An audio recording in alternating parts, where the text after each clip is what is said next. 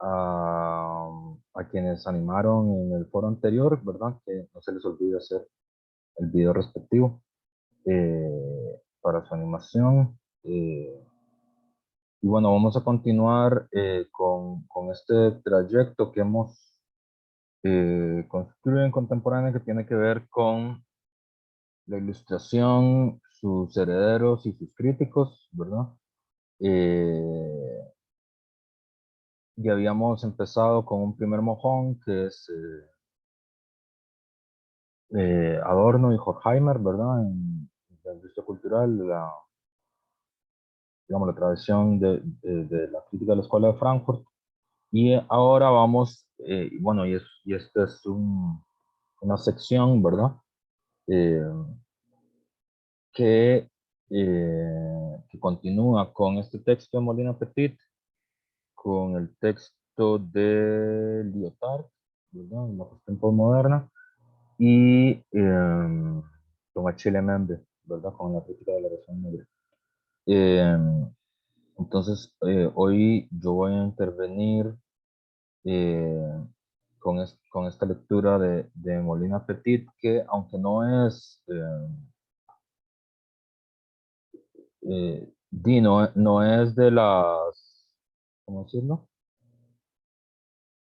No es de los textos que se consideran canónicos de la tradición, como la filosofía feminista, ¿verdad? No es el segundo sexo de Simone de Beauvoir, no es Judith Butler, ¿verdad? También, que ya se han transformado en clásicos, sino que hace parte de una tradición muy específica, que es el feminismo filosófico español, cuya fundadora se considera que es Celia Amorós, ¿verdad? La escuela que viene de Celia Amorós, donde está, bueno, pero no leímos a Celia, sino que le estamos diciendo a ella, que es una discípula de Celia. Eh, y también en ese se considera como parte de ese mismo agente a Beatriz Jimeno, también, por ejemplo, a Amelia Valcárcel. Eh, pero a mí me parecía, es un texto que yo tengo mucho aprecio. Me parece un texto muy agudo y me parece que es muy atinente y para lo que queremos hacer, digamos, en esta parte, que es ver la herencia ilustrada, ¿verdad? Cómo nos relacionamos con ella. Y el texto es directamente sobre eso, por eso es que me parecía atinente. Eh, el libro, bueno, la autora es Cristina Molina Petit, que como dije no es, digamos, no es Simone de Beauvoir, no es Kate Millett o Judith Butler, así, digamos, las que ya se han transformado en clásicos del pensamiento feminista filosófico, ¿verdad? O de la filosofía feminista. Es un texto de 1994, aunque está escrito en 1987, y hace parte de la tradición intelectual, cultural que abre Celia Moros, ¿sí? Que es quien además prologa el texto, ¿sí? Ustedes tenían asignado, no todo el libro, obviamente, sino una parte del libro, igual se lo pueden leer todo, es de la página 100, de la 113 a la 165, creo que fue que les asigné, es la segunda parte. Eh, y la primera influencia, obviamente, es esta tradición del feminismo filosófico español, que ha evolucionado y que, bueno, también el curso está pensado, o sea, la otra razón por la que les puse a leer a esta autora es porque hacia el final del curso vamos a leer ese mismo, ¿cómo podríamos decir? Ese mismo río, ¿verdad? Pero ya con otros afluentes, cuando leamos a Clara Serra, que es otra feminista española, pero digamos más contemporánea. que esperemos que nos pueda acompañar en la clase. Está la influencia de Celia Amorós, ¿verdad? Está la influencia de Adorno también. Esta es la otra razón por la cual ese libro es el que elegí para que ustedes leyeran. Es decir, ahí hay dos hilos, ¿verdad? Uno, la tradición ilustrada, ¿verdad? Hay una discusión con Rousseau, hay una discusión con John Stuart Mill, una, una discusión con el utilitarismo anglosajón, ¿verdad?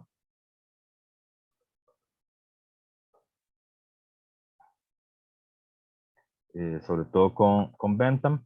Y fíjense que aquí, ¿verdad? Obviamente habría otro contrapunto con Martha Nussbaum, ¿verdad? Martha Nussbaum en su trabajo en defensa de las humanidades busca apoyarse, entre otros, en, por ejemplo, la teoría pedagógica de Rousseau, ¿verdad? Es uno de los puntos de apoyo que nos va a usa en el texto que nosotros usamos. Aquí hay una crítica en el sentido más clásico del término, ¿verdad? Es decir, crítica en el sentido de la estela que viene de Kant, que continúa hacia Hegel, hacia Marx, hacia la tradición de lo que nosotros decimos la escuela de Frankfurt, ¿verdad? Es decir, Molina Petit se considera, me parece que mi lectura del texto es que agarra la estafeta, digamos, allí donde la dejó Adorno, ¿verdad? Eh, si ya Adorno y Horkheimer en el texto sobre la industria cultural, ¿verdad?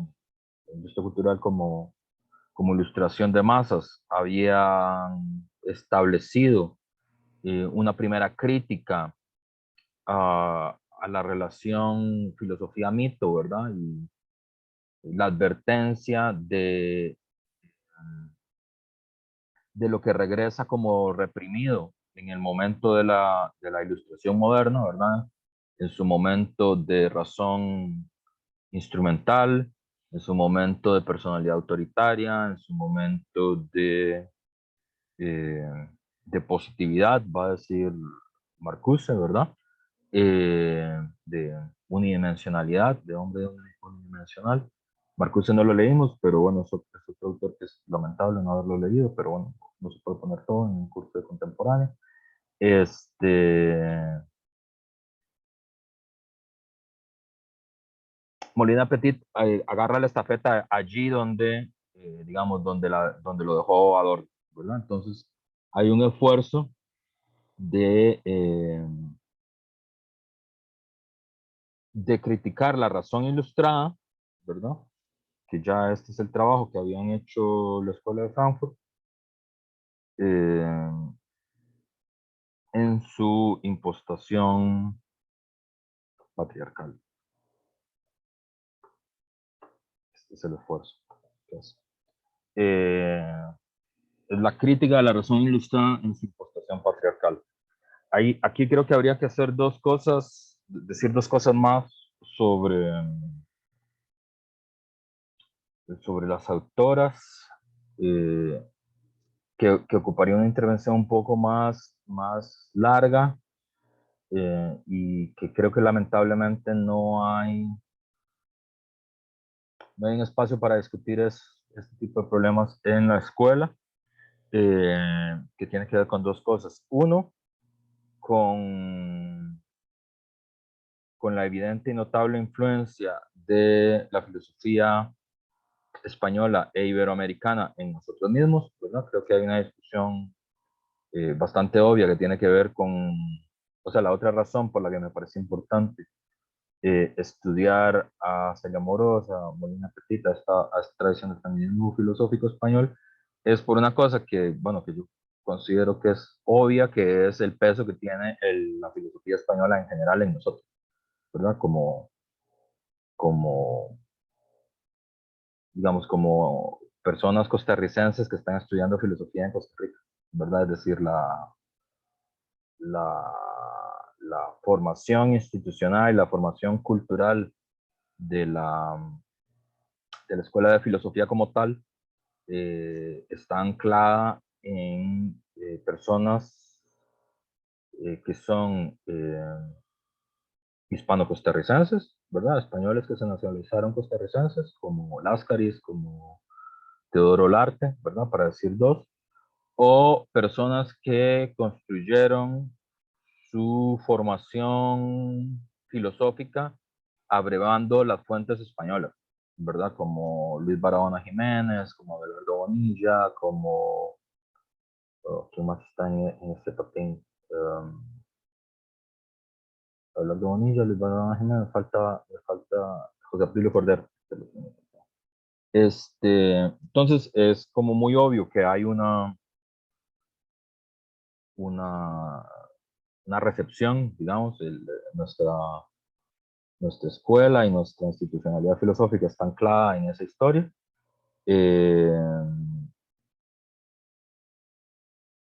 y además, y esto es lo que creo que hay poco chance para discutir, esta fuerza de la recepción del pensamiento filosófico español sobre Costa Rica eh, es una especie de doble mediación porque a su vez el pensamiento filosófico español tiene un gran peso y una gran presión de la cultura filosófica alemana, ¿verdad? Que eso creo que es muy obvio en esta autora, ¿verdad? Es decir, el peso de las fuentes de la cultura filosófica alemana, Adorno, Horkheimer, la tradición de la Escuela de Frankfurt, Frida Hoch, que también la cita, ¿verdad? Que es eh, que es un afluente que viene de una tradición poco conocida en el país bueno, cada vez por cierto es más conocida, pero en general es bastante desconocida, eh, que es la escuela de la crítica del valor, eh, cuyos referentes son Robert Kuhn, Self Japet, Frida Hoch también, Rosita Scholz, ¿verdad? Es una variante bastante heterodoxa del marxismo. Digamos, esas fuentes son registrables, digamos,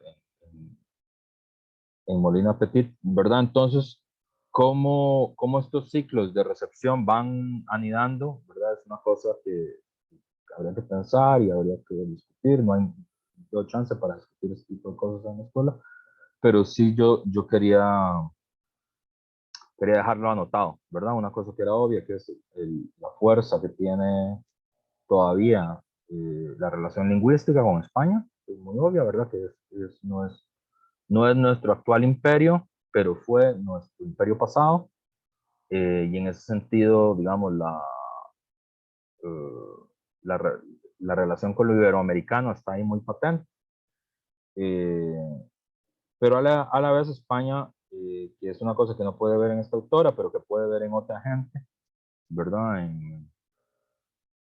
No sé, en Ortega y Gasset, en Manuel Sacristán, ¿verdad? Es decir, ¿cómo se llama esta otra doctora? En Clara Ramas, San Román, ¿verdad? Digamos, la presencia, digamos, de un diálogo con la cultura filosófica alemana de posguerra es relevante. Entonces está ahí, eh, creo que valía la pena señalarlo. Su objetivo es una crítica, en el sentido de la tradición de la teoría crítica, de la razón ilustrada en su impostación patriarcal, dice ella al inicio del texto. A mí me llamó mucho la atención el uso de la palabra impostación, ¿verdad? Que eh, es un término que viene de la música, ¿verdad? Es un término que normalmente no usamos mucho en filosofía, ¿verdad? Pero creo que la caracterización, ¿verdad? Eh, es muy importante, dice la razón ilustrada en su impostación patriarcal. Para los que estudian música, la palabra impostación pues es muy obvia. Para quienes no estudian música, la impostación es dirigir la voz, es un movimiento donde usted dirige la voz, es decir, es un acto consciente donde usted dirige la voz, eh, porque normalmente nosotros no somos muy conscientes de nuestra habla, ¿verdad? Nada más hablamos, pero hay un momento donde usted es consciente que tiene que dirigir la voz, que no es ni siquiera el movimiento consciente que hacen ustedes cuando participan en esta clase, ¿verdad? Es decir, no, ustedes no impostan la voz para hablar en la clase esta, ni yo tampoco, ¿verdad? Este, sino que es, aunque es obvio que es un movimiento consciente, ¿verdad? Cuando uno quiere participar en una clase es obvio que es un movimiento consciente, pero esto es un movimiento que podríamos decir como una doble tuerca de conciencia, porque es la conciencia de que voy a hablar, pero también es la conciencia que tengo que dirigir la voz eh, para emitir, obviamente, un sonido o una frase, pero este sonido tiene que salir sin vacilación y sin temblor, ¿verdad? Eso es impostar la voz, ¿verdad? Las intervenciones en las clases no están impostadas porque uno duda y dice, profe, no estoy seguro, yo creo que, bueno, yo tengo esta duda de que tal vez podría ser esta en la lectura, no está impostada la voz, ¿verdad? Porque de hecho uno normalmente expresa vacilaciones, dudas, temores, ¿verdad? De, profe, yo no sé qué exactamente la respuesta. Entonces, eso no es impostado, aunque sea consciente, ¿verdad? Impostación es un movimiento que se usa, no sé, en los coros, en la música y así. Eh, en los discursos políticos también uno podría impostar la voz, ¿verdad? Porque la voz tiene que salir sin vacilación y sin temblor. Entonces, muy interesante la elección que utiliza eh, tanto Amorós como Molina Petit, como esta tradición para discutir eh, la crítica, ¿verdad? Entonces, ya creo que, y bueno, y este es un tema que no sé si a ustedes les puede parecer interesante, ¿no? A mí me parece interesante, me parece que es una discusión interesante filosóficamente y además de una gran relevancia política en el mundo contemporáneo, que tiene que ver con si somos herederos o no de la ilustración, si nuestra vida social lo que necesita es más ilustración o menos ilustración, y si la ilustración tiene un valor emancipador o no, ¿verdad? Eh, esa discusión está abierta. Eh, hay autores que consideran que nuestra época no tiene una falta de ilustración, sino que es un exceso de ilustración, lo que es responsable eh, del estado de cosas del mundo, ¿verdad? Pero que además los valores ilustrados tales eh, no son fuente eh, no son fuente ni son motor de una posibilidad emancipatoria, digamos, en la condición humana, que la emancipación aparecería como opuesto a la razón ilustrada, ¿verdad? Como alternativa a la razón ilustrada, como negación total o parcial de la razón ilustrada. Eso está en el debate, eh, que es un debate filosófico, pero creo que también, obviamente, después de Trump, y después de Bolsonaro, y después de Modi, y después de Víctor Urban, y después de Fabricio Alvarado, pues también es un debate político, como que tiene que ver con la vida no solo de nuestra clase en filosofía, sino de la vida cotidiana de millones de personas, ¿no? De la forma en la que está organizado y diseñado el andamiaje institucional en los países del tercer mundo, pero también en los países capitalistas centrales. Eh, en el caso de la autora, yo creo que está clara su afiliación, que es una afiliación que en un primer momento podemos trazar una genealogía hacia Adorno, ¿verdad? Es decir, Adorno no se consideraba opuesto a la tradición de la ilustración, ¿verdad? De hecho, su esfuerzo es un esfuerzo de refilosofizar el marxismo y de regresar a lo que él considera la gran filosofía, Kant, Hegel, ¿no? Y aquí me parece que Molina Petit hace el mismo gesto, ¿verdad? Es decir, ella, pero aquí yo creo que esta es la otra diferencia, que sería la diferencia con Adorno. Uso primero esta idea, la impostación patriarcal, ¿verdad? Es decir, la razón ilustrada, hay un momento que es un momento consciente, doblemente consciente, donde imposta, digamos, el, el patriarcalismo, ¿verdad? Es una impostación patriarcal, es decir, es un momento donde sin vacilación y sin temblor habla en defensa del patriarcado. Esto es, ¿verdad? Y por eso la palabra que ella escoge, también escoge Celia Amorós y la gente que está alrededor de ella, es que la relación entre el feminismo filosófico y la razón ilustrada es una razón de forcejeo. Este es el verbo que ella escoge para establecer la razón, ¿verdad? No es una relación de herencia, ¿verdad? Aunque mi lectura, ahí ustedes me corregirán cuál fue su lectura, pero a mí me parece que la lectura, por lo menos de este grupo de filósofas españolas, es que yo las consideraría que son herederas, que se consideran parte de la tradición ilustrada, eh, pero para ellos la relación, claro, hay muchas formas de ser descendiente, también lo sabemos. Eh,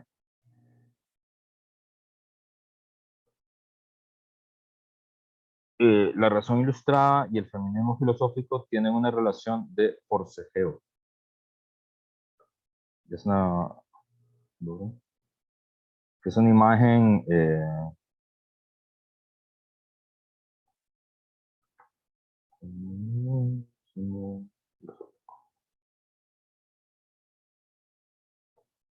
una relación de forcejeo, que es una imagen que yo creo que le gustaría mucho a Heráclito, por ejemplo, ¿verdad?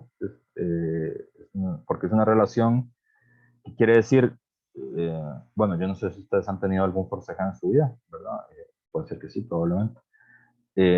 Pero un forcejeo necesita dos personas, obviamente. Es decir, uno no puede forcejear con uno mismo, uno tiene que forcejear con otra persona. Eh, y aunque aparezca y aunque aparezcan como opuestos, en principio uno podría pensar que cuando uno forcejea con alguien que es distinto a uno, si no, no tendría por qué forcejear con él. Pero en realidad el forcejeo es el lazo que lo une a uno con la otra persona, ¿verdad? Uno puede forcejear con otra persona justamente porque tienen algo en común, por lo que por lo que están forcejeando, ¿verdad? Eh, si no, no podrían forcejear, ¿verdad? Es decir, yo forcejeo, qué sé yo, con un ladrón, porque a los dos nos interesa el teléfono, ¿verdad? Entonces, eso lo tenemos en común. Si no, yo no forcejearía con nadie, ¿verdad? Eh, igual en la lucha política, uno forcejea con, no sé, con el gobierno o con un sector del gobierno, porque es que le interesa lo mismo que al gobierno, ¿verdad? Si no, no habría forcejeo. Entonces, hay un forcejeo, dice ella, ¿y cuál es el forcejeo? ¿Qué es lo que tienen en común por lo que están peleando? Y la expresión que usa Molina Petit es que el forcejeo se debe a que su objetivo es, cito literal, exprimir el jugo emancipatorio para realizar su vocación universal, su vocación universalizadora, a la que no puede renunciar sin traicionarse a sí mismo, ¿verdad? Esto es con lo que ella estaba forcejeando, ¿verdad? Entonces ahí ya hay una caracterización, ¿verdad? Más depurada, ¿verdad? Razón ilustrada, ¿verdad? Dice, la razón ilustrada tiene una impostación patriarcal, pero, eh, pero el forcejeo está asociado ¿a qué? A que el objetivo de este feminismo filosófico español es exprimir el jugo emancipatorio de, de la ilustración,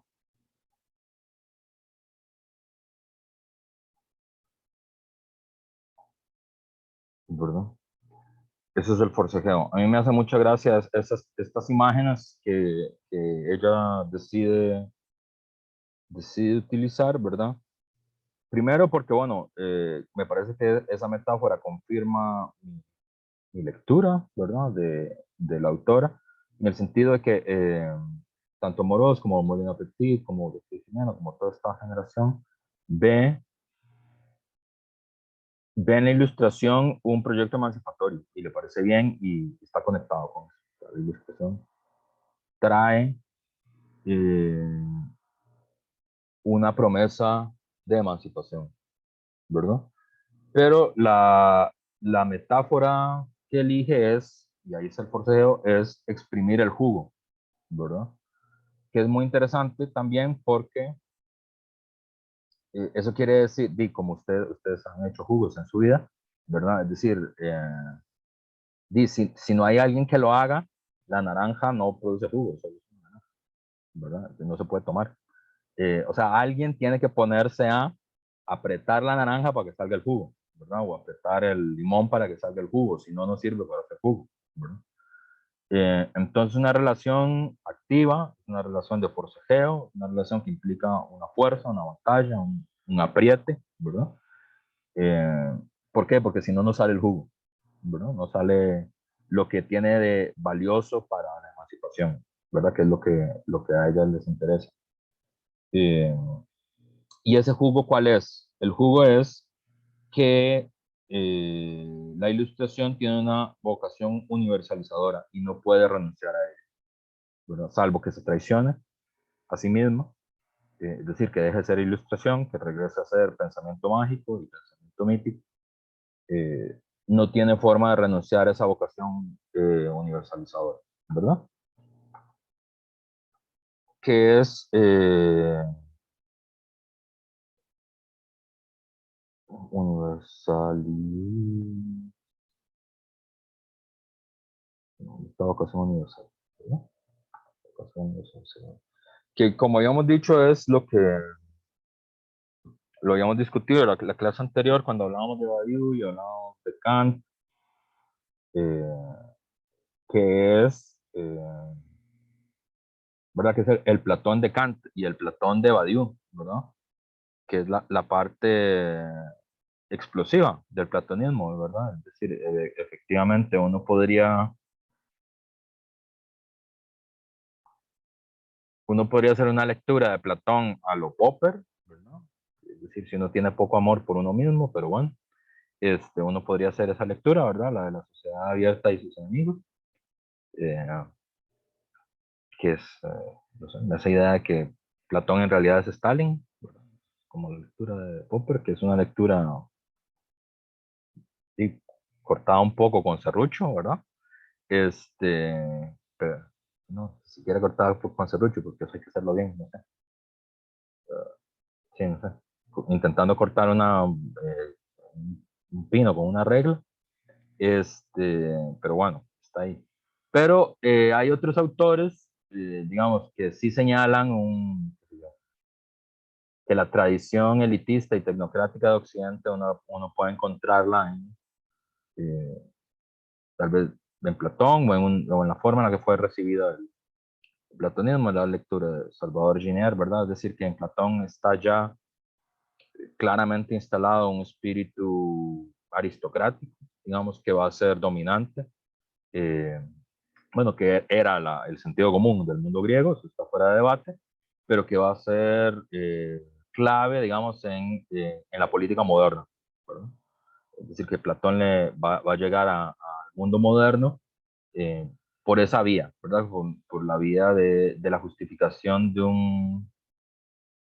o sea que Platón es uno de los mojones del concepto de sociedad más, que va a ser clave para el espíritu aristocrático de, del siglo XX, ¿verdad? Y de la dominación aristocrática. Está bien, entonces esa es una lectura posible de Platón, eh, pero a mí me parece que tanto Kant como Badiou se apuntan una discusión interesante, ¿verdad? Cuando recuerdan al Platón del Menón, ¿verdad? que es el Platón más ilustrado, ¿verdad? Es el Platón que le gusta la ilustración, la tradición ilustrada. Eh, y es el Platón que más, bueno, uno de los aspectos de Platón que más reivindica Alain Badiou, aunque Badiou reivindica a Platón casi del conjunto, ¿verdad? Cosa que es muy interesante. Eh, media reescritura, ¿verdad? Yo no sé si yo les había comentado que Badiou tiene una reescritura de la República de Platón, que es demasiado divertida y hay que leérsela. Y según me comentó Luis Fallas, que es la persona con la que yo hablo de este tipo de cosas, que fue mi maestro de clásica además, a él le parece que es una traducción bastante a la letra, digamos, de la República. No le gusta demasiado a Badiou, pero creo que es por otras razones. Pero dice que la traducción está bien, que está bastante a la letra. Mm, pero digamos, ahí hay una vocación universal que viene en la ilustración que tiene que ver con que la razón es la facultad mejor repartida de todos los seres humanos y la razón ilumina a todo el mundo, incluyendo a los esclavos. Los esclavos tienen la capacidad de entender las fórmulas matemáticas, tienen la capacidad de entender el teorema de Pitágoras, por lo tanto tienen la capacidad de entender las ideas, la forma, y por lo tanto los vuelve iguales a sus patrones, a sus dueños, a sus amos, ¿verdad? En ese terreno son iguales, ¿verdad? Porque ambos tienen acceso a las formas, ¿verdad? Eh, y en eso, obviamente, digamos, yo no sé si ustedes saben eso, ¿verdad? Si ya llevaron clásica, seguro ya se lo saben, pero si no, eso está ¿cómo se llama? En este libro que es muy chismoso, en el Diógenes Laercio, en la historia de los primeros filósofos de Diógenes Laercio, que es básicamente una larga colección de chismes, todos muy picantes ahí. Este, Se atribuye, bueno, no se sabe si Pitágoras existió o no, es una figura igual que Jesús de Nazaret, no está claro si Pitágoras existió o no, o si es un invento, o si es un conjunto de personas. Eh, pero se atribuye, digamos, la leyenda, la cosmografía filosófica, dice que Pitágoras fue asesinado por uno de sus discípulos. Lo, lo que dice Laercio. Es una de las cosas que se dicen sobre Pitágoras. Una es eso. Y eso es interesante porque los pitagóricos eran una secta aristocrática y una secta gnóstica también, y que efectivamente descubrieron cosas de las matemáticas, tenían una especie, ¿cómo decirlo? Una intuición realmente aristocrática. Por eso es que a mí hay un pedazo del corazón. Althusser dice que todas las lecturas son culpables, entonces uno tiene que nada más decir de cuál lectura es culpable uno. Entonces hay un pedazo del corazoncito del profesor que es platonista, es mejor que lo sepan para que no los agarre por sorpresa, mejor ser honesto en esta vida. Entonces a mí obviamente me gusta más la lectura de Badiou que la de Kant, justamente porque a mí me parece que los que tenían claro el problema eran los pitagóricos, eh, porque era una secta gnóstica, era una secta aristocrática, y ellos defendían que el saber y el conocimiento era un saber arcano. De ahí es que viene la idea de la gnosis, ¿no? ¿Verdad? Como un saber cerrado para iniciados. Y atribuiblemente, el asesinato de Pitágoras, que existió y se ocurrió el hecho, tiene que ver con proteger el conocimiento, ¿verdad? Con evitar que el conocimiento matemático se estuviera difundiendo por ahí, ¿verdad? ¿Por qué? Porque, como dice Platón en el Menón, hay un tema que es las formas y las ideas son accesibles a todo el mundo, porque es que la razón es una de las facultades mejor repartidas, ¿verdad? Que es la frase de Descartes, que es el próximo mojón. Entonces, hay una línea que va de Platón a Descartes, de Descartes a Kant, de Kant a Adorno y de Adorno a Molina Petit, ¿verdad? Hay una genealogía ahí que podemos trazar, que es, bueno, la ilustración tiene una vocación universalizadora y no puede renunciar a ella. salvo que se traicione a sí misma. Y lo que hay que hacer es apretar ese jugo, ¿verdad? Apretar ese jugo y demandarle a la ilustración que cumpla su vocación universalizadora, que es, Badiou dice, un axioma electrizante. Esto no lo dice Molina Petit, pero me parece que compartiría esta idea. La ilustración se apoya en un axioma electrizante. ¿Cuál es ese axioma electrizante? Somos iguales. Somos iguales, ¿verdad? Y es electrizante, dice Badiou. ¿Por qué? ¿Por qué es electrizante? Porque la inmensa mayoría del tiempo y la inmensa mayoría de pensamientos y la inmensa mayoría de regiones y la inmensa mayoría de pensamientos y autores filosóficos que han existido han considerado lo contrario, ¿verdad? Han considerado que no somos iguales, somos distintos, distintos por naturaleza, distintos por fuerza, distintos por propiedad, distintos por honor, distintos por sangre, ¿verdad? Y hemos inventado mil formas de decir que somos distintos, ¿verdad? La esclavitud por naturaleza, eh, el designio divino, la capacidad de hablar con Dios, ¿verdad? La forma moderna que tenemos para decir que somos distintos es eh, el mérito, la meritocracia, ¿verdad? Es decir, esa es la idea contemporánea para decir que somos distintos, ¿verdad? Que por eso es que haya gente que haga viajes privados a la luna y gente que muera de enfermedades curables, ¿verdad? Es porque los méritos son distintos, es como el lenguaje de la desigualdad contemporánea. Pero la ilustración está apoyada en esta idea, ¿verdad? En la idea de que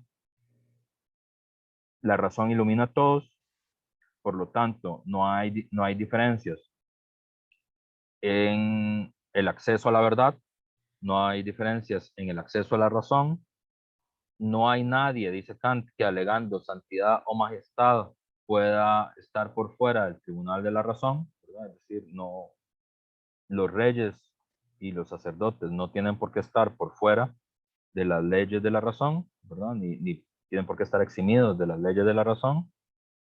Por lo tanto, luego no tienen por qué estar eximidos de las leyes sociales, de las leyes constitucionales. Eh, y luego aparece la idea de la igualdad política, es decir, somos iguales ante la ley, ¿verdad? El último escalafón, ¿verdad? De eso sería la igualdad ante la vida, ¿verdad? Que uno podría conquistar la igualdad ante la ley, pero no quiere decir que haya conquistado la igualdad ante la vida, ¿verdad?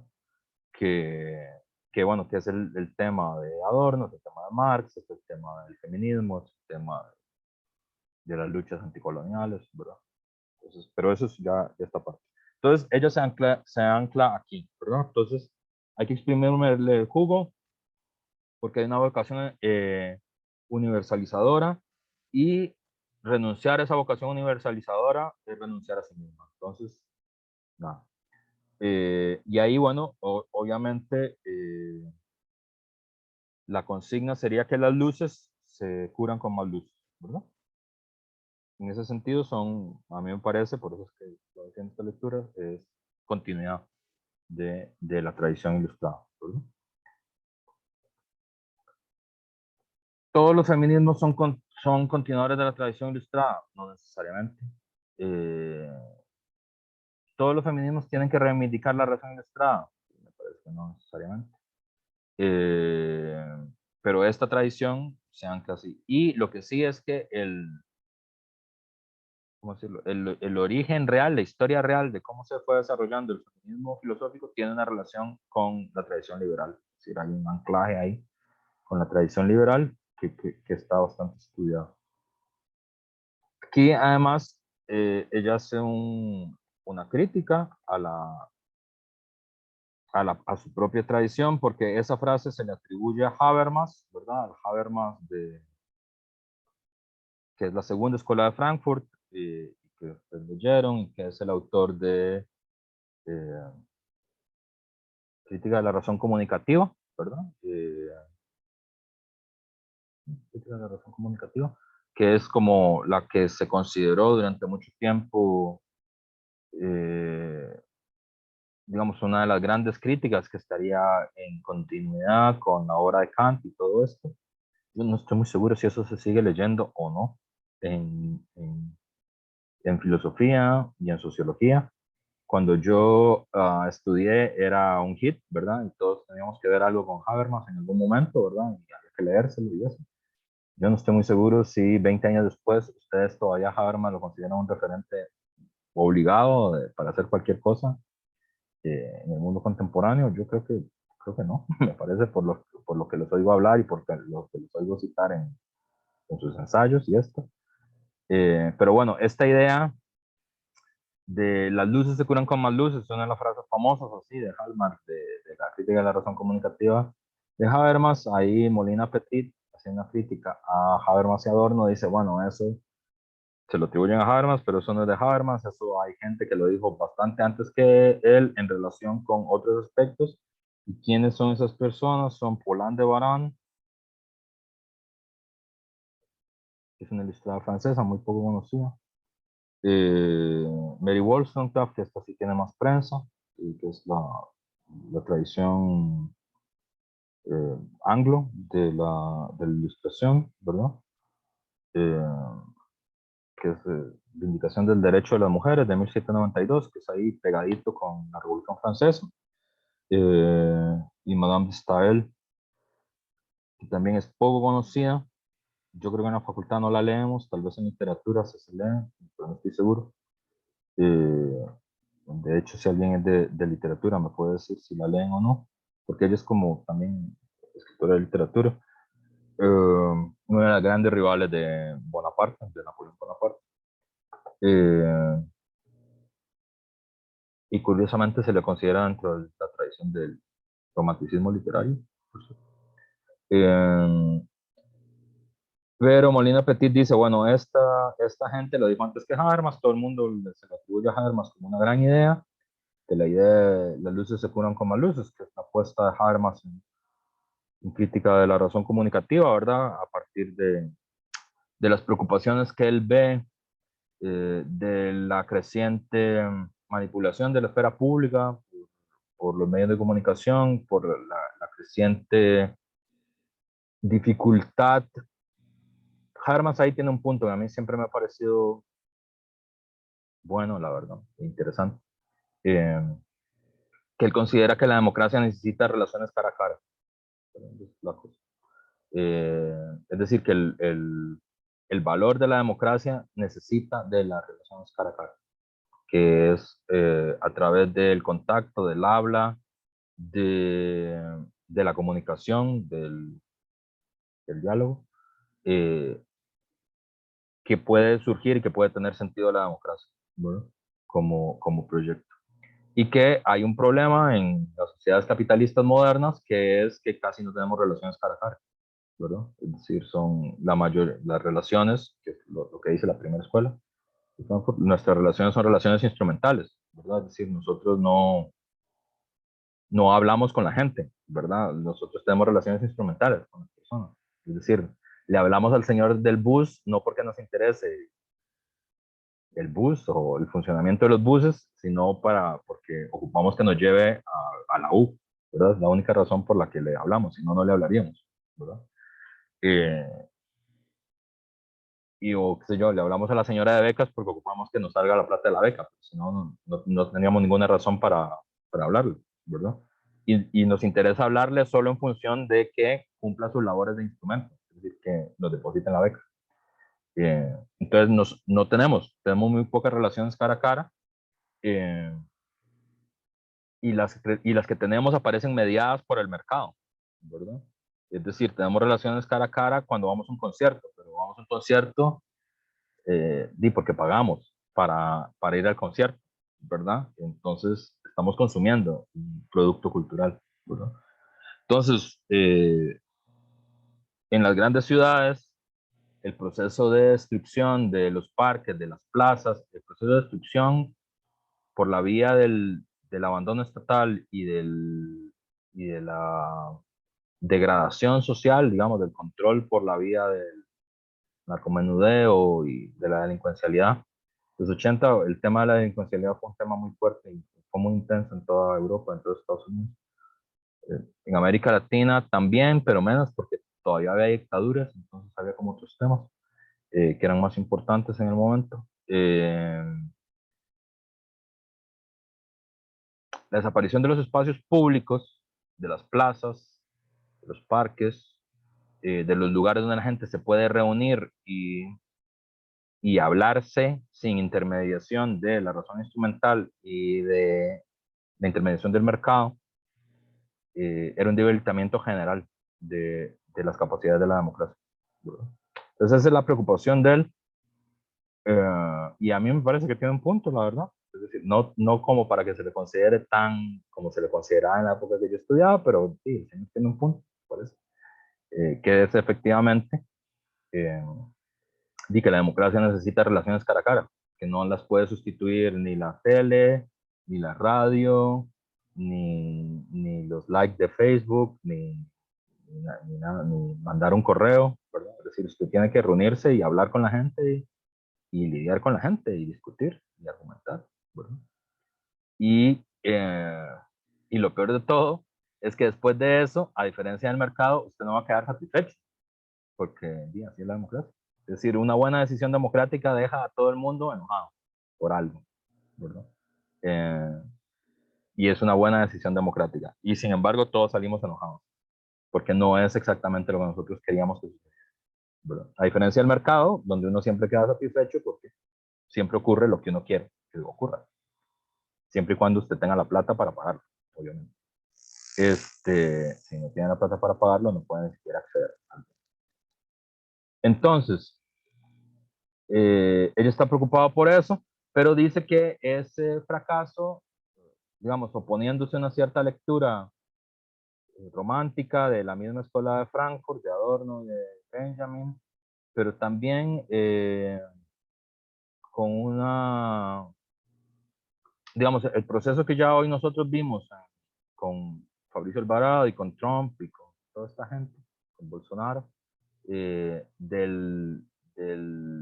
del regreso, digamos, del pensamiento mágico y del pensamiento salvaje, digamos, a la esfera pública, eso inicia en los 80. Es decir, eso no fue como que lo inventó Trump.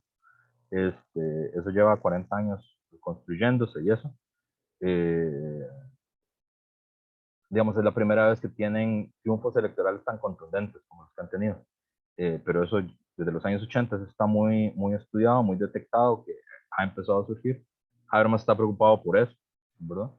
Eh, pero dice que entonces los fracasos y las molestias de la modernidad no se solucionan con ese regreso al pensamiento mágico, al pensamiento salvaje, ¿verdad? Sino con más ilustración, ¿verdad? Molina Petit lanza el guante de decir, bueno, eso es lo que ya había dicho Mary Wollstonecraft, ya había dicho Paul de Barán, y no es nada nuevo lo que está diciendo Habermas, nada más que los que lo dijeron eran mujeres, no como Habermas, que son señores. Bueno, entonces, por eso normalmente se lo atribuimos a Habermas y no a Wollstonecraft o a Madame Stael. Eh, entonces, todo el texto está anclado en un debate que a mí también me parece filosóficamente muy interesante, políticamente muy interesante. No sé a ustedes si les parece interesante o no, a mí me parece interesante, que es la dicotomía entre lo público y lo privado. Este es el corazón de todo el texto, ¿verdad? Cómo opera lo público y lo privado en el sentido filosófico, en el sentido político, en el sentido antropológico, ¿verdad? Es decir, cómo funciona ese mundo de las dos esferas y la dicotomía, digamos, la dicotomía ilustrada luz, tinieblas, ¿verdad? Luz, oscuridad, ¿verdad? Luz, caverna, como quieran decirle. Es también una cosa que heredamos del bueno de Platón, ¿verdad? De la idea del mito de la caverna. Y la acusación, digamos, la crítica de Molina Petit contra la tradición ilustrada que hay, ¿verdad? Es un enfrentamiento con Rousseau, con Mill y con Bentham, ¿verdad? Son contra los que se enfrentan. Es que la mujer siempre va a quedar del lado de las tinieblas, ¿verdad? Por los prejuicios contumaces de la imposición patriarcal de la razón ilustrada, ¿verdad? Este es el punto. Es decir, hay algo como de no ilustrado en ese tipo de razón, ¿verdad? Porque es un prejuicio contumaz, es un prejuicio que no se logra disipar, es decir, funciona como el pensamiento mágico, ¿verdad? Funciona como el mito, ¿verdad? Eh, y el nudo filosófico y político de ese prejuicio es esta dicotomía entre lo público y lo privado y cómo se ha construido ahí sí en el mundo contemporáneo. Digamos, ahí sí, esto sí es un debate directamente con la tradición ilustrada y la tradición liberal, ¿verdad? Que son los que se han esforzado más en construir esta dicotomía público-privado, ¿verdad? Creo que eso es obvio porque, bueno, la tradición griega, aunque es muy querida por la tradición ilustrada y los ilustrados se sienten obviamente en deuda con la tradición filosófica griega y toman mucho de las cosas de la tradición filosófica griega, eh, cuando no son como Robespierre, que además se creen directamente instaurando la democracia ateniense en París. Es muy divertido, a propósito de que hoy es el cumpleaños de Robespierre. Es importante, otro autor que se estudia poco en la facultad. Se debería estudiar más, muy interesante.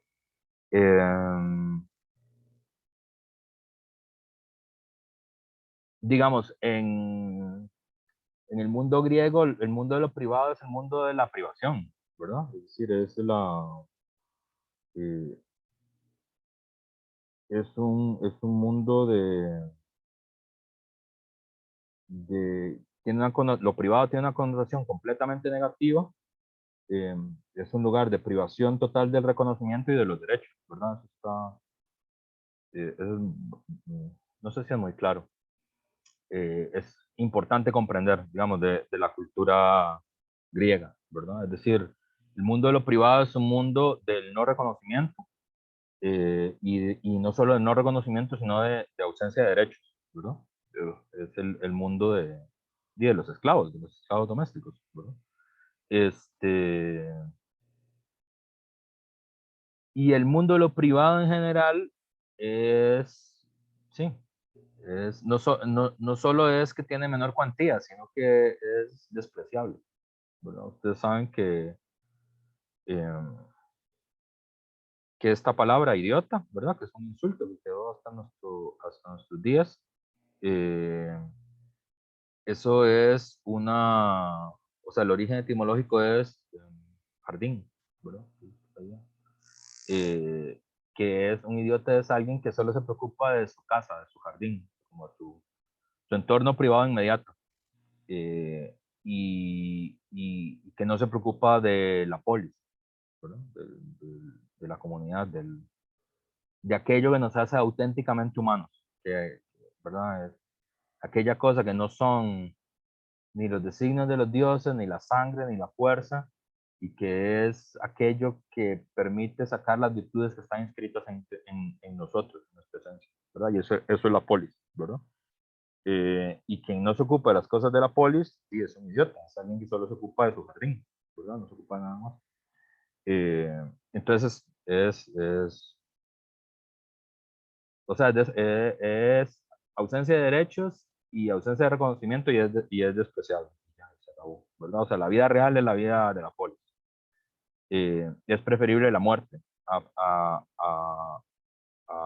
abandonar la polis, ¿verdad? Que es lo que no aprende en la apología de Sócrates. El mundo moderno no es así, no es así. Eh, y de hecho, la filosofía, bueno, y en el pensamiento medieval, pues tampoco es muy importante eso de la distancia entre lo público y lo privado, ¿verdad? Yo recuerdo muy bien qué opinan ellos sobre eso. pero tampoco es relevante, digamos, es en la modernidad donde esa distinción es relevante, pero tiene más sofisticación, obviamente, que el mundo de lo griego. En esta discusión, ¿verdad? Lo público aparece como el espacio del reconocimiento y del valor social, ¿verdad? Lo socialmente valorado es lo público, ¿verdad? Eh, y por eso Kant habla del uso público de la razón, ¿verdad? Y es ahí donde está lo importante, la democracia, el trabajo, el reconocimiento, la luz, ¿verdad? Ahí está en lo público. Y lo privado no es que sea despreciable, no es el lugar de la privación y la ausencia de derechos, como en el mundo griego. Eh, lo privado es un ámbito respecto del cual el sujeto puede ejercer su derecho de apropiación, ¿verdad? Sustrayéndolo de la mirada y de la interferencia de lo público, de lo privado, ¿verdad? Es decir, lo privado es un lugar de apropiación.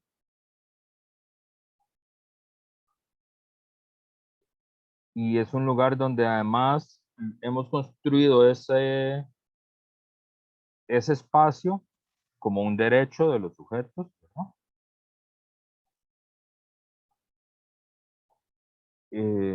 Y ahí pedimos que no haya interferencias ni miradas de lo público, ¿verdad?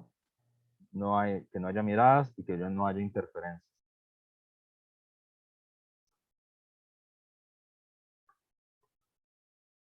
¿verdad? Y como ustedes sabrán, en el mundo contemporáneo hay muchas cosas eh, importantes, ¿verdad? Que nosotros consideramos que está en el mundo de lo privado, ¿verdad? La familia está en el mundo de lo privado, la fe religiosa está en el mundo de lo privado, no es poco relevante para nosotros. De hecho, la fe puede ser muy relevante en la vida personal de alguien. Eh, un sector de las creencias morales, no todo, un sector de las creencias morales, aunque eh, el, los liberales tienen una idea que es el civil society, la sociedad civil, ¿verdad? Eh, que incluye una serie de comportamientos morales, ¿verdad? Y nosotros compartimos esa idea de la sociedad civil, inclusive nosotros los latinoamericanos, que tenemos tanta dificultad para tener sociedad civil, de hecho es discutible si América Latina tiene tal cosa. Pero bueno, digamos que nos apuntamos a esa carrera, estamos de acuerdo con que haya sociedad civil. Aunque digamos, América Latina es un poco el terreno de lo civil, digamos, de lo no civilizado. En ese sentido inglés, digamos, de lo que se supone que es la sociedad civil. Eh,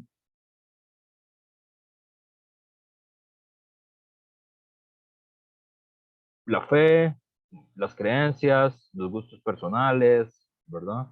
Eh, la vestimenta también, es una cosa que está metida en el mundo de lo privado.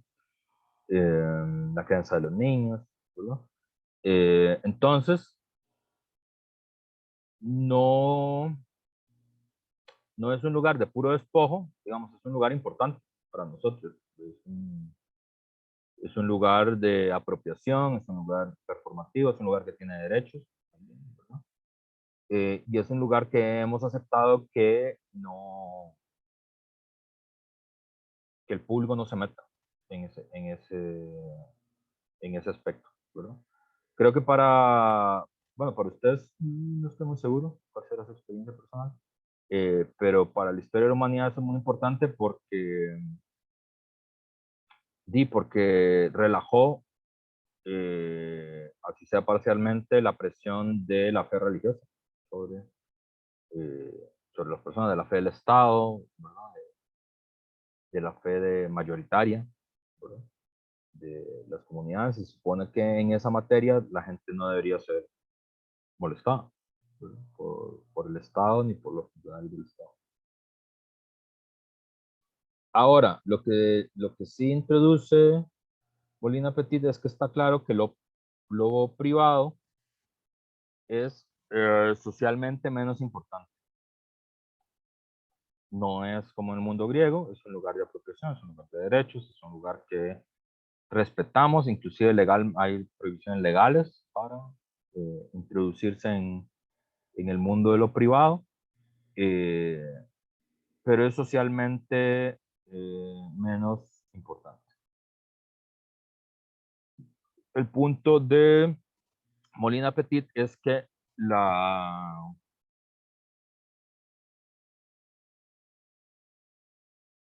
impostación patriarcal de la razón ilustrada ha tendido a conectar este mundo de lo privado con las características de lo femenino. Y lo que hay es un paso de entender lo privado en este momento como lo doméstico.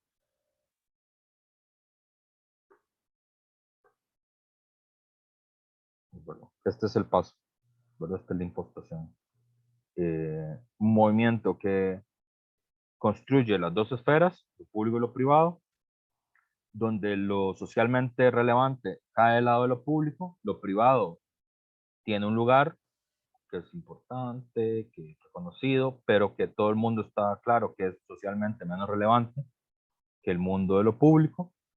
Y lo privado se va transformando o se va moldeando, por lo menos en el pensamiento de Rousseau, de Mill, de Bentham, pues la crítica de Molina Petit, en lo doméstico, ¿verdad? Y lo doméstico como valores asociados a lo femenino, ¿verdad? Ahí obviamente hay una referencia obvia de la literatura y del pensamiento que habría que hacer, que es Virginia Woolf, ¿no? La idea de la habitación propia de Virginia Woolf, perdón. El mundo de lo doméstico es el mundo donde no hay habitación propia, ¿verdad? Y ese es como todo el punto de Virginia Woolf en ensayos, la habitación propia.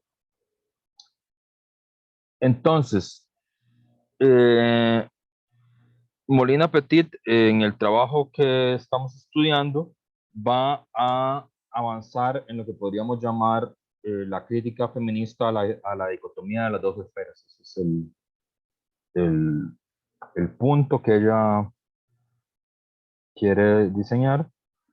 Eh, a mí ese debate me parece que todavía es muy útil y que todavía como sociedad, como pensamiento, es un problema para la filosofía, pero creo que es un problema para la sociedad todavía, de cómo se resuelve, y que hay distintas formas, ahí, bueno, si se leen todo el libro, van a ver que las mismas tradiciones feministas, ¿verdad? Digamos, están divididas en función de cómo resuelven ese problema de las dos esferas, ¿verdad? Algunas tradiciones lo que consideran es que lo que hay que hacer es que hay que preservar las dos esferas, es decir, que consideran, como consideraría Hegel en la fenomenología del espíritu. Ustedes recuerdan eso, ¿verdad? En la fenomenología del espíritu, Hegel habla sobre este tema de la ausencia del mundo de lo privado en el mundo griego, que queda asociada a Antígona, ¿verdad? Esta idea de la ley humana y la ley divina, el capítulo de la ley humana y la ley divina en Hegel, que es el capítulo donde habla de Antígona. Y es obvio que para Hegel, pero igual de obvio como para nosotros, que di que la tragedia del mundo griego es que no tiene esfera privada, solo tiene esfera pública, y que es una conquista de las sociedades modernas tener las dos esferas, tener una esfera de lo público y una esfera de lo privado, ¿verdad? En el caso de autores como Montesquieu, como Kant, como Hegel, los autores europeos en general, yo creo que obviamente pesa mucho, mucho, mucho. A mí eso cuando me lo explicaban siendo estudiante me costaba un poco entenderlo, creo que lo terminé de entender siendo más grande y creo que en los últimos años también con la aparición de este tipo de fenómenos, como Trump, como Bolsonaro y toda esta gente. Eh, y creo que también gracias al cuento de la criada de Margaret Atwood, como que lo entendí mejor. Eh,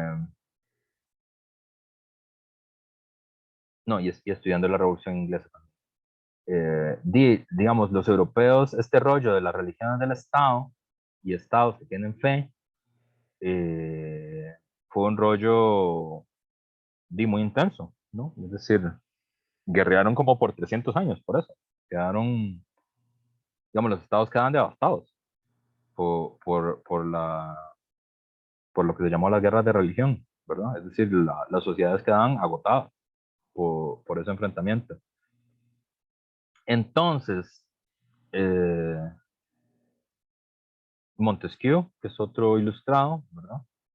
Eso es muy interesante porque Montesquieu llega a la conclusión de que el mercado y la sociabilidad mercantil podría ser una buena forma de relacionarnos, no porque considere que el mercado es superior, como un poco lo presentan los liberales ahora, sino porque llega a la conclusión de que no es lo mejor, justamente por eso.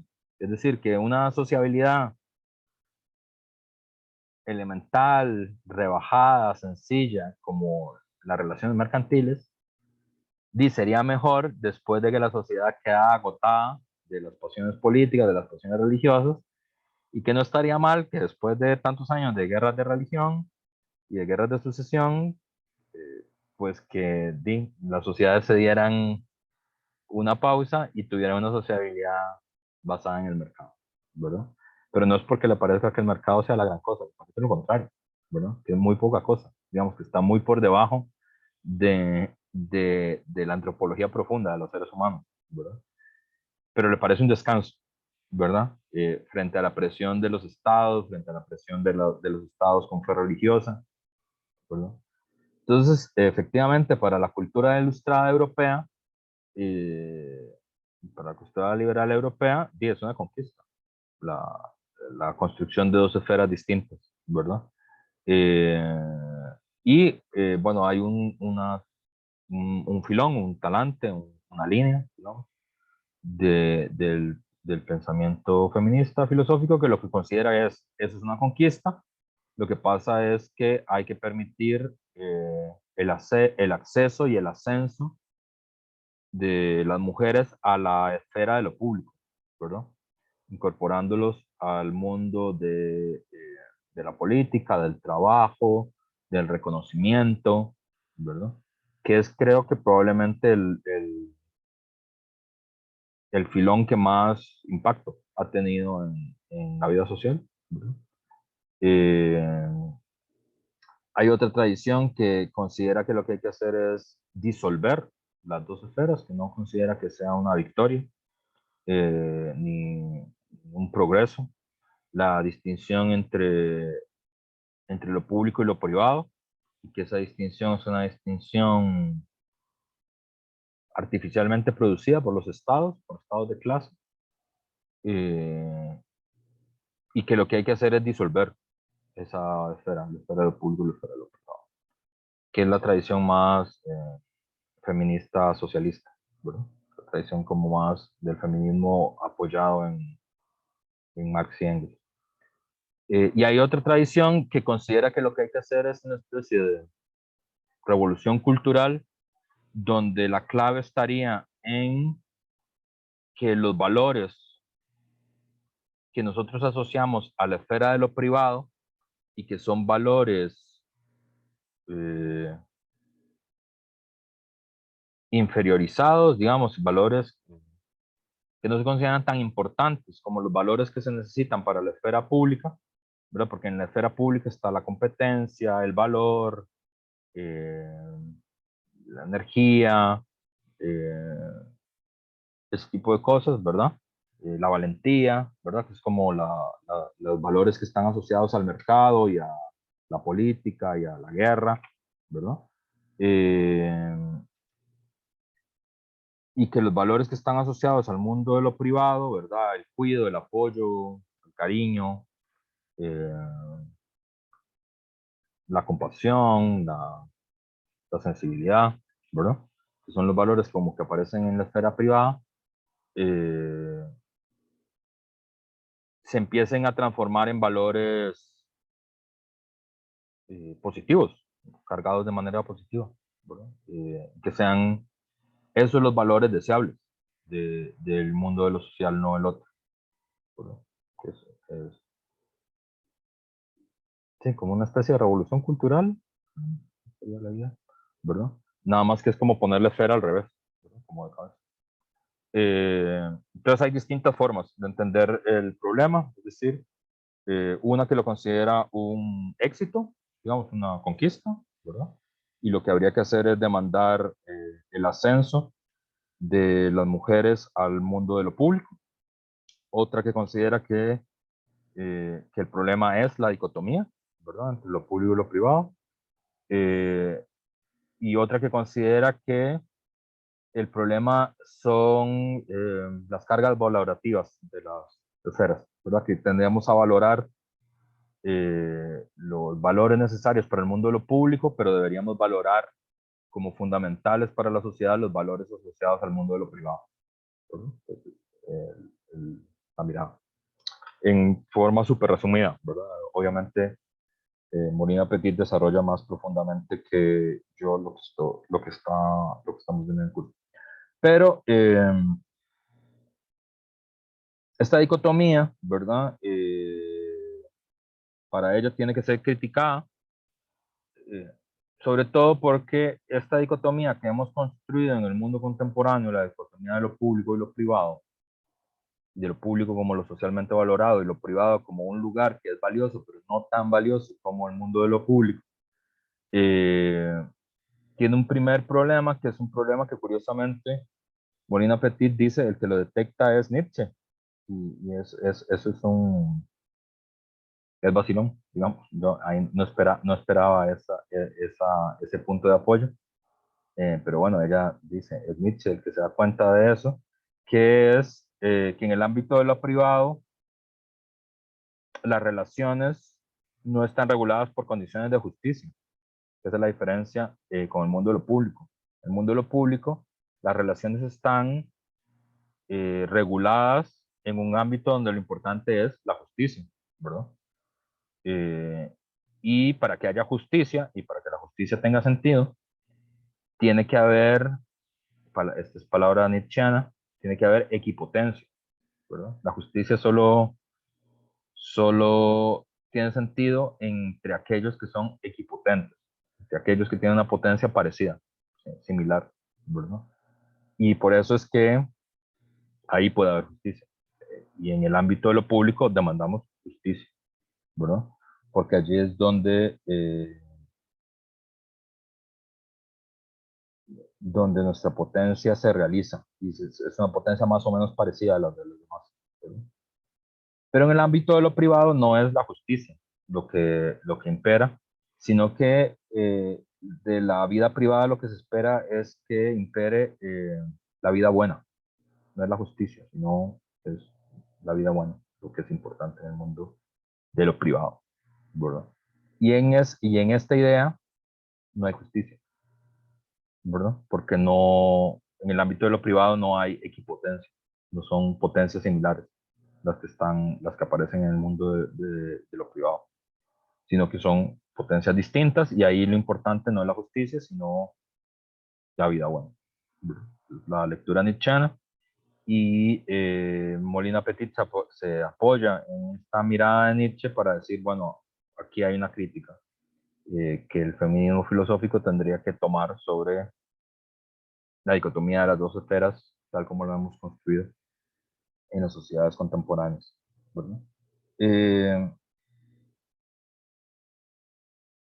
también, obviamente, dice, bueno, de eso, desde la época de Nietzsche se ha avanzado mucho, ¿verdad? Eh, Hace un reconocimiento a Kate Millett, ¿verdad? Este eslogan feminista famoso de que lo personal es político, ¿verdad? Que es una demanda de la segunda ola del feminismo, haciendo la contabilidad que hace en Europa y en Estados Unidos. En el sentido justamente de poner en tela de juicio esa idea de la distinción entre lo público y lo privado, entre lo personal y lo político, ¿verdad? No en el sentido como más sonso en el que se entiende la frase, ¿verdad? Que sería como como un regreso al al mundo griego, ¿no? Como una intromisión masiva del Estado en el mundo privado, no es eso, no es regresar a la época griega, sino en el sentido de que la distinción entre lo público y lo privado es una distinción política, la distinción entre lo personal y lo no personal es una distinción política, no viene de suyo, y que además lo personal, si se habla en relación con las mujeres, con los hombres, es distinto, ¿verdad? Lo que consideramos personal en las mujeres y en los hombres es distinto, y es una distinción política. Y es como la idea, ¿verdad? Y que esa idea de lo personal es político ha hecho entrar en crisis, digamos, la legitimación patriarcal, ¿verdad? Porque para ella descansaba para Kate Millett, pero también para Molina Petit, en esa distinción entre, digamos, en la apelación a lo legítimo de lo personal, descansaba muchas de las inercialidades del patriarcado, ¿verdad? Cuando se empieza a discutir eso, empieza la crisis de legitimidad, ¿verdad? Que se mantiene hasta nuestros días, eh, pero, pero que bueno, que para ella ha entrado definitivamente en crisis. Eh, Ahora, obviamente, como ha pasado agua debajo del puente, hay una discusión, ¿verdad?, sobre cómo es que en nuestra época hay un espacio real existente en la esfera pública para defender la necesidad de regresar a las formas que se consideran tradicionales, digamos, de la vida familiar y de la vida personal, ¿verdad? Eh, Digo que se consideran y que, porque son en realidad relaciones como imaginarias, ¿verdad? Yo creo que en eso ha hecho un gran trabajo esta tradición, la tradición de Bhattacharya y de Gago y de Cynthia Rusa, que es la tradición de Social Reproduction Theory, la teoría de la reproducción social. Eh, en señalar que esta imagen de la familia tradicional, de el padre proveedor y la mujer en la casa y los niños y el perro, ¿verdad? Como esta imagen que está más anclada en los movimientos conservadores y en los conservadores contemporáneos, es una imagen imaginaria porque en el mundo antiguo y en el mundo del primer capitalismo y del segundo capitalismo, del capitalismo industrial, esas familias eran la minoría de la minoría. Es decir, que las mujeres siempre han trabajado desde que inició el capitalismo industrial, de hecho se incorporaron masivamente al capitalismo industrial, y la idea de que solo el hombre era el proveedor, eso es una aspiración de las capas medias altas y de la burguesía europea, pero en las familias obreras las mujeres siempre tuvieron que trabajar, y si no, ¿cómo se mantenían? Bueno, es decir, que es una aspiración de clase, en realidad. Eh, lo que sí es que esa aspiración de clase se traslada por la vía de la ideología hacia la clase obrera, ¿verdad? Como una idea que se supone que los trabajadores asalariados tendrían que poder ser los proveedores del hogar sin ningún problema, ¿verdad? Eso es empíricamente falso, la historia del capitalismo. Pero bueno, no importa, digamos, la ideología no necesita ser empíricamente verdadera. De hecho, por eso es que es ideología. Eh, Entonces, en el capítulo que se llama justamente la ideología del sitio de la mujer, ¿verdad? Es decir, el, el, el lugar de la conciencia falsa, ¿verdad? El lugar de la información socialmente distorsionada, el lugar de la opacidad cognitiva, ¿verdad? Para utilizar las tres definiciones que usa la Escuela de Frankfurt sobre ideología. Eh, la ideología fundamental es que el espacio de lo privado es una extensión natural de la división entre los sexos. Ese es el corazón de la ideología, ¿verdad? O sea, la ideología en tanto que opacidad comunicativa, en tanto que información socialmente distorsionada, en tanto que conocimiento interesado o en tanto que conciencia falsa, son las definiciones que son más cercanas a la tradición de Frankfurt. Consiste en que el mundo de lo privado es una extensión natural de la división entre los sexos. Es una extensión natural.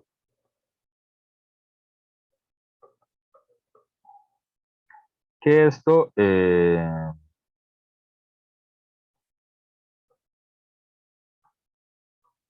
bueno, aquí habría que hacer dos cosas que yo creo que ustedes ya habrán notado, las que estén más familiarizadas con esta idea. Eh, la obra de Molina Petit es un poco pre-Butler, ¿verdad? No, no pre-Butler en el tiempo, ¿verdad? No, no en el sentido de que es antes de que Butler escribiera lo que escribiera, sino pre-Butler en el sentido de antes del impacto de Butler sobre el pensamiento feminista hispanohablante, ¿verdad? Que es un poquito posterior a esta obra, porque recuerden, la obra está escrita en el 84, ¿verdad? Y publicada en el 94, para que se haga un poco la idea de en qué momento estamos. Eh, la polémica Butler-Fraser es del 92, vamos a ubicar el momento. 92. Ahora tengo la duda si es del 92. Estoy casi seguro que es del 92, pero no puedo fijar. Ahí tengo la duda si es del 92. En todo caso, está claro que es pre porque funciona con la distinción de Simone de Beauvoir, ¿verdad? O sea, la distinción sexo-género. Funciona así, ¿verdad? Asociando que el sexo es lo natural, el género es lo socialmente construido, ¿verdad? O sea, no van a, o por lo menos yo no encontré en el texto, y creo que sí, yo no lo encontré, pero si alguno de ustedes me dice que sí lo encontró o encontró un fragmento similar, pero digamos esta idea de que la sexualidad también es socialmente construida, que no es natural, que es uno de los impactos que Butler produce en el pensamiento filosófico, no está en él. Bueno. Sí, Emanuel. Profe, es una pregunta, ¿verdad? Y lo digo con las mejores intenciones. Ujú. ¿A usted no le parece que en este está pasando lo mismo que la autora crítica? Como que la mujer no está representada en el espacio público. Porque sabemos, estado hablando de las mujeres y siento yo que hasta el momento no hemos escuchado a las compañeras, no sé, como sugerencia. Sí, yo no tengo problema, pero no sé.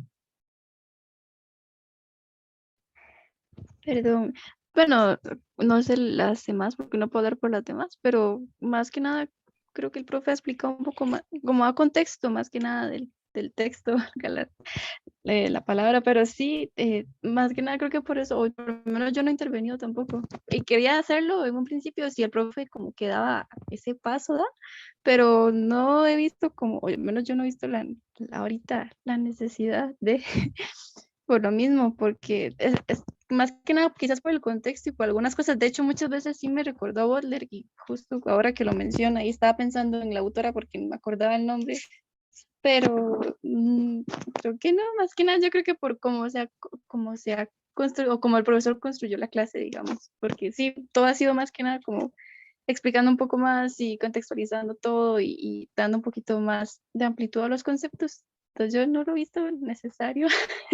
Yo no, ¿verdad? Si hubiera algo que yo digo, profe, no, me hubiera dicho algo, pero creo que no. pero muchas gracias. Yo también estoy de acuerdo con lo que dice la compañera, porque creo que estamos en una clase como magistral, Emanuel, entonces no creo que haya sido como necesaria la intervención nuestra.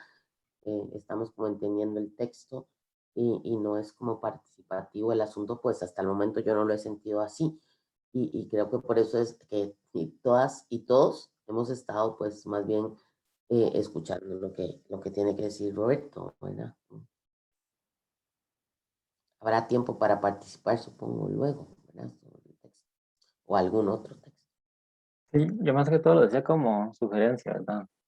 Por si alguna compañera quería decir algo. Pero en todo caso, súper bien. Ah, no, Fío, más bien, muchísimas Todavía, gracias. perdón, vale. Adelante. No, dale, está ahí también, dale, dale.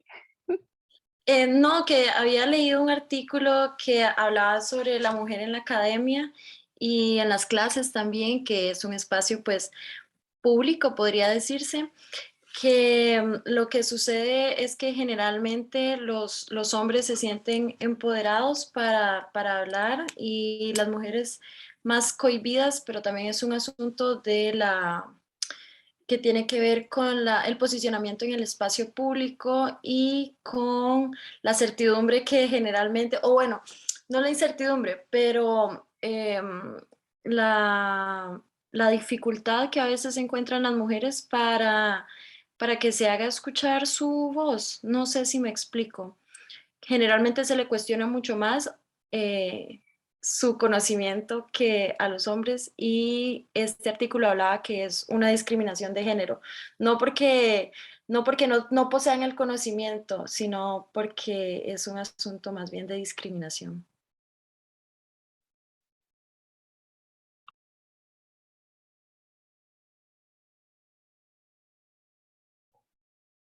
Sí, sin duda. Bueno, yo de adelanto lo digo porque, bueno, hay varias gente que ya ha tenido clases conmigo. Yo en eso soy profe muy tradicional, yo doy clase magistral, así es mi estilo, ¿verdad? Y cuando didáctica me obliga, hago otras cosas. Pero bueno, entonces, es un defecto del profesor, o una virtud, no sé, dependiendo. Y Uh, bueno, y la otra cosa es que, bueno, hay un momento en el foro donde podemos retomar todo esto. Yo además, con lo que decía Saitami, eso es muy interesante en el último tramo, porque, porque justamente retomando esta idea del mundo de las dos esferas, ¿verdad? El mundo de las dos esferas también tiene reglas escritas y tiene reglas no escritas, ¿verdad? Digamos, tiene funcionamientos de hecho, ¿verdad? Este, que curiosamente no pueden ser regulados por la vía de las leyes, porque ese es el tipo de cosas que no se puede regular por la vía de las leyes, ¿verdad? Por ejemplo, tomar la palabra, ¿verdad? Eso es muy interesante, eso no se puede, o sea, usted lo único que puede hacer es prohibir quitarle la palabra a otra persona, eso sí, digamos. Meter preso a alguien por las opiniones que tiene, eso sí se puede prohibir, ¿verdad? Pero quién usa el espacio público y cuánto tiempo lo usa, eso no se puede regular por ley. Entonces, no podría decir, todo el mundo en el aula va a hablar 5 minutos. No. Vamos a tener una asamblea de estudiantes y todo el mundo tiene que hablar 3 minutos. ¿Verdad? No se puede. Y aunque uno lo quisiera, el resultado sería un poco como absurdo, ¿verdad? Entonces hay muchas cosas de la esfera pública, de la esfera donde está el reconocimiento, que son dificultades extras para las mujeres. Una que señala Bonilla Petit, que a mí siempre me ha llamado mucho la atención, que es el éxito en la vida pública es en general un cuestionamiento al carácter de mujer de la persona, ¿verdad? Es decir, a los valores asociados a lo femenino. que están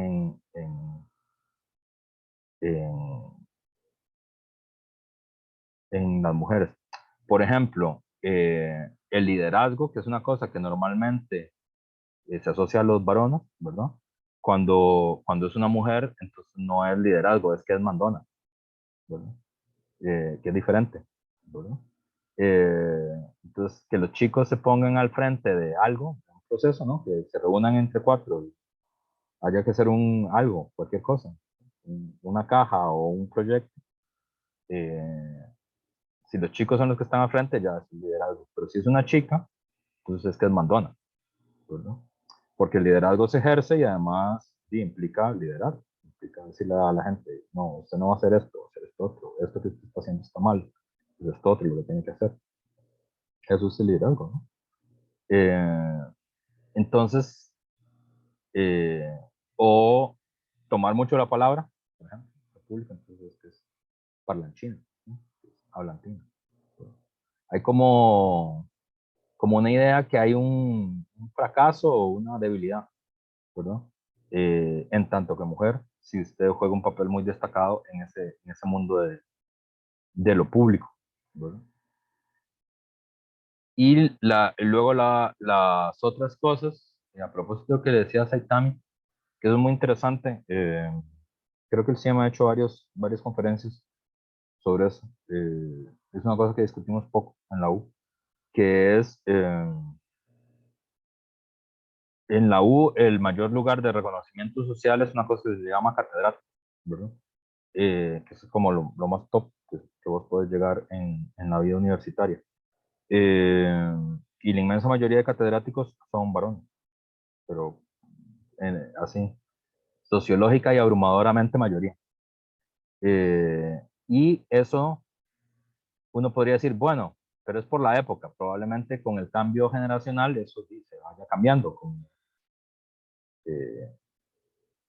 como los profesores o como los médicos, ¿verdad? Ustedes saben que eran oficios que eran de varones, ¿verdad? Y con el cambio generacional dejaron de ser oficios de varones y está parecido con mayoría de mujeres, ¿verdad? Como la docencia fue mucho tiempo un trabajo de varones y hoy es trabajo de mayoría de mujeres.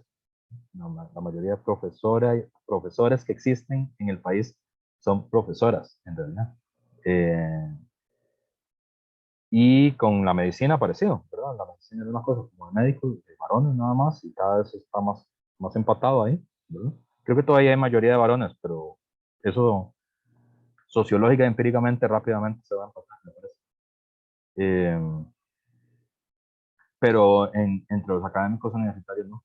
Eso, ni ahora, ni en la generación que viene por la categoría académica que está debajo de catedrático, que es instructor, que también tiene mayoría de varones. Entonces, no, va a seguir siendo mayoría de varones. Y la pregunta es ¿por qué? Que es la pregunta que nunca se hace en la universidad, ¿por qué? ¿Verdad? Y tiene que ver con que este espacio de reconocimiento de lo público está diseñado para que sea más fácil para los demás, considerablemente más. ¿Verdad? Y bueno, y la universidad yo no veo que esté muy interesada en discutir ese tipo de cosas. Curiosamente porque la universidad está muy dominada por el discurso de la desigualdad, que es la meritocracia. Es decir, la idea es que quienes han llegado a ser catedráticos es porque tienen los méritos para hacerlo. Y quien no ha llegado es porque no tiene los méritos. Entonces, la conclusión sociológica es las mujeres tienen menos méritos que los varones. Esa es la conclusión sociológica, ¿verdad? Y eso es interesante. Yo creo que esa distinción entre lo público y lo privado, ¿verdad? Que nos ofrece Molina Petit, y sobre las reglas no escritas del mundo de lo público, no solo las que están escritas, ¿verdad? Sino que está bien que estén escritas, sino las que de hecho funcionan, es interesante. Yo creo que es una cosa que la gente más, bueno, pues, comentario señor mayor, que la gente más joven debería pensarlo, la gente que no es joven también debería pensarlo. Es obvio que es una cosa indeseable de la universidad. Y sin embargo no lo discutimos mucho, la verdad. Yo he visto, no sé, 2 o 3 conferencias muy interesantes del CIEM sobre eso, pero fuera de eso yo no he visto que nadie discute demasiado eso. En el Consejo Universitario estoy seguro que no es punto de discusión, que es donde se supone que tendría que discutirlo. ¿No?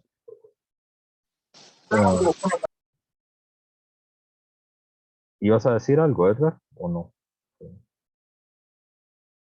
Bueno, ¿ibas a decir algo, Edgar? No sé, sí, no. No se te escucha bien, Edgar. Escucha agudo. Bueno, si no, y hago un último cierre de esto. Ah, bueno, y la otra cosa que no tiene que ver con esta lectura, sino con las clases en general, interrumpan cuando quieran. ¿Verdad? Yo a veces hago estas cosas de warm-up, de calentamiento para obligarlos a hablar. Ustedes, y así. Esta no tenía warm-up, pero interrumpan cuando quieran. Es decir, no tienen que esperar a que el profe termine, a saltar en cualquier momento la palabra. Nada más que, si no me piden la palabra, yo sigo hablando por el entrenamiento. Pues parte de aprender a ser profe de filo.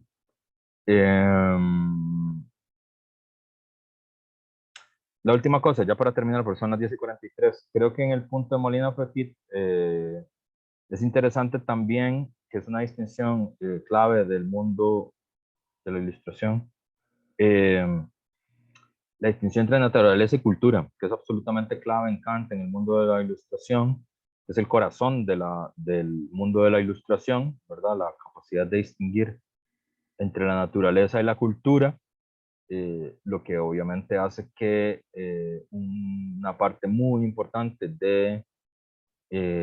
no muy importante, una parte del movimiento ecologista no le guste la tradición ilustrada, le parece que es responsable de lo que está pasando. También un pedazo del movimiento feminista también eh, pone en tela de juicio esa distinción entre naturaleza y cultura. Para la ilustración es fundamental la idea de la naturaleza y la cultura, la distinción y la capacidad de dominar a la naturaleza, ¿verdad? La cultura es cultivaria, es la capacidad de controlar a la naturaleza. Y en el caso de nosotros mismos es la capacidad de autodominio en contra de nuestra naturaleza, ¿verdad? Ahí el ejemplo, que es el que usa Adorno, apoyado en la Odisea, y que es un pasaje que a mí también me parece maravilloso de la Odisea, maravilloso para pensar, porque hay una tensión entre la interpretación de Adorno y la interpretación de Subirats, de la tradición socialista utópica, de los furieristas, de la tradición furierista, que existe tal cosa como una tradición furierista. Por cierto, este año es el aniversario del nacimiento de Charles Fourier, deberíamos hacer algo por él, en honor a él. Odiseo, cuando se enfrenta a la sirena, lo que hace es que se ata aún más, ¿verdad? Ese es como el gran pasaje de la Odisea para hablar del dominio de sí, ¿verdad? Hay un momento en el que Odiseo, cuando se enfrenta a Circe, una bruja, ¿verdad? Lo que hace es que se llena los oídos de cera, ¿verdad? ¿Se acuerdan? Y se amarra a un mástil, ¿verdad? Para representar, digamos, como el triunfo de la razón ilustrada y el dominio de sí sobre la naturaleza de Circe, pero sobre la naturaleza de Odiseo mismo, ¿verdad? Y es uno de los pasajes más importantes de la Odisea y es uno de los pasajes más claves, y Adorno ve en eso como el corazón del espíritu de la ilustración, ¿verdad? Como el lado ilustrado de los mitos, el corazón ilustrado del mito de la Odisea. Y autores como Subirats y como las tradiciones así, más furieristas, más libertarias, lo que dicen es libertarias en el buen sentido del término, libertarias en el sentido anarquista, ¿no? Natalia Díaz.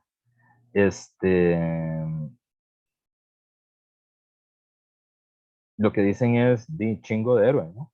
Es decir, qué clase de héroe tiene que atarse a sí mismo para poder controlar su naturaleza, ¿verdad? Y que a partir de ahí ven todo mal, ¿verdad? Eso es lo que tendría que ser repudiado de la Odisea, no celebrado.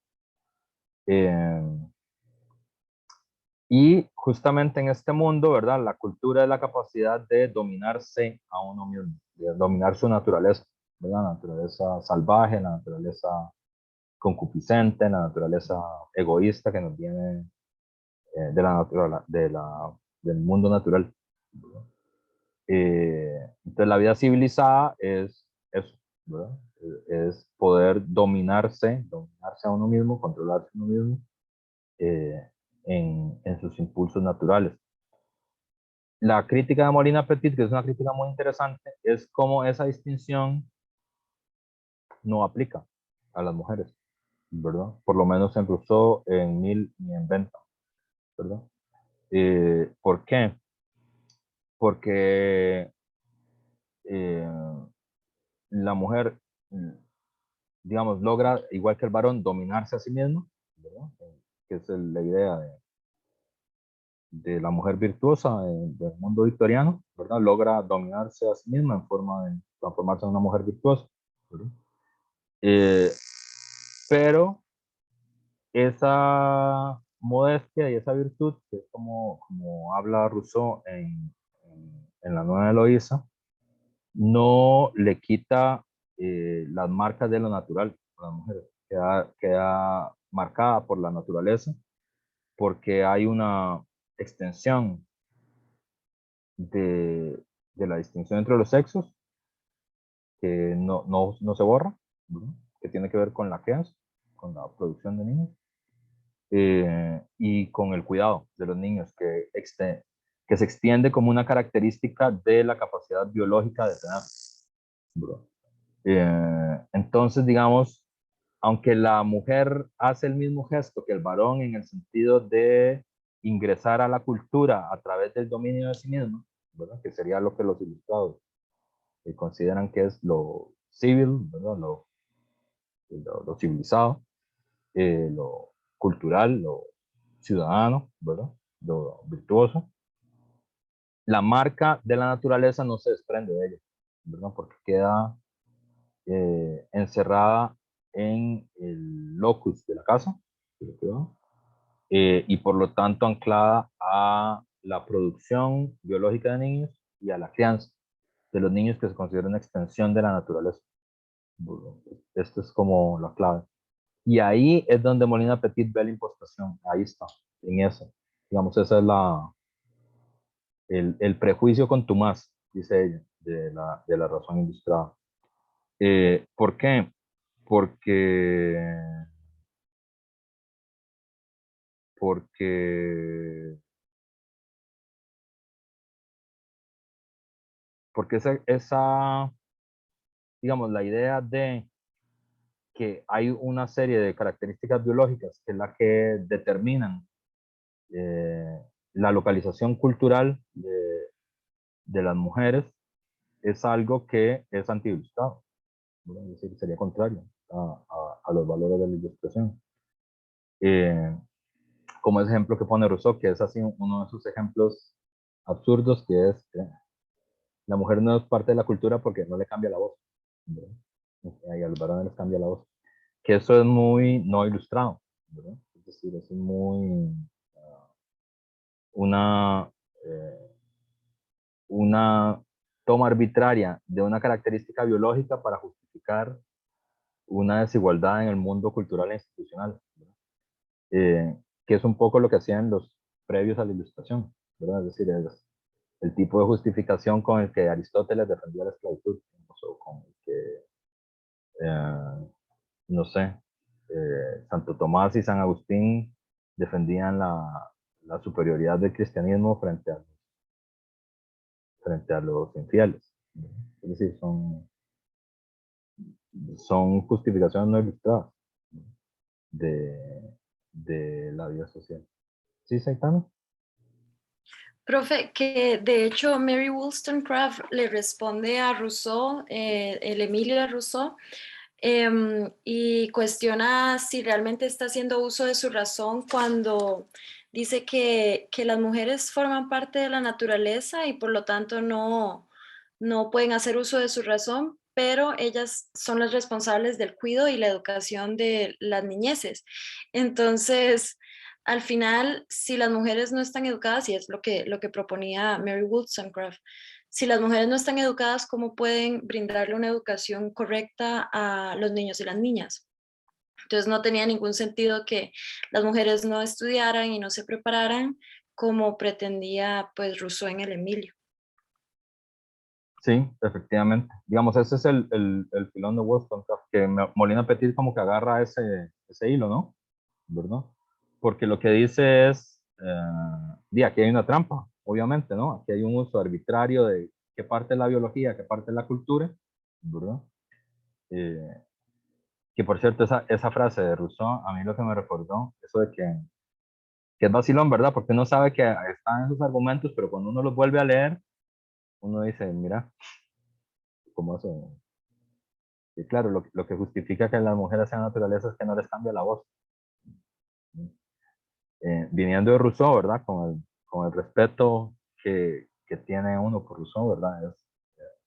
Es un signo, digamos, bueno, eso, de la impostación patriarcal.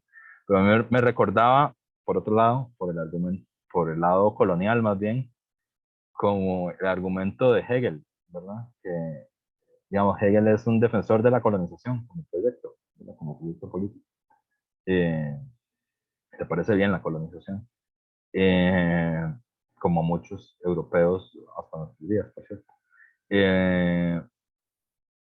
Y una de las justificaciones biológicas es que, bueno, de hecho, y está escrito, Hegel dice que los pájaros en América cantan más feo que los pájaros en Europa, ¿verdad? O sea, como que el sonido de los pájaros es más degradado en América que en Europa. Y tuvo que venir Humboldt, que era amigo de él, y que es naturalista y que estuvo en América, tiene un montón de libros sobre los pájaros y ese tipo de cosas, y que era amigo de Hegel. Y dicen, no, vieras que no, eso que estás diciendo no tiene sentido, ni siquiera como biología. Entonces me recuerda como ese tipo de argumentos, ¿verdad? O sea, como un uso de argumentos pseudonaturales para justificar política discriminatoria, que en casos del colonialismo, en otros casos del patriarcado. Claro, y Molina Petit toma esto porque además la trampa es que es la educación de los niños recae sobre las mujeres en un primer momento, en el mundo de lo doméstico. Pero hay un momento en el que que es la adolescencia, de hecho, donde esa educación se corta en dos, ¿verdad? Y las mujeres siguen siendo educadas por las mamás, ¿verdad? Y los varones tienen que ser educados por los padres, ¿verdad? Y eso está en el Emilio de Rousseau. Y porque eso se tiene que hacer en la adolescencia y no antes o después. ¿Y porque lo hacemos así? Es una distinción cultural, no tiene que ver nada con la religión.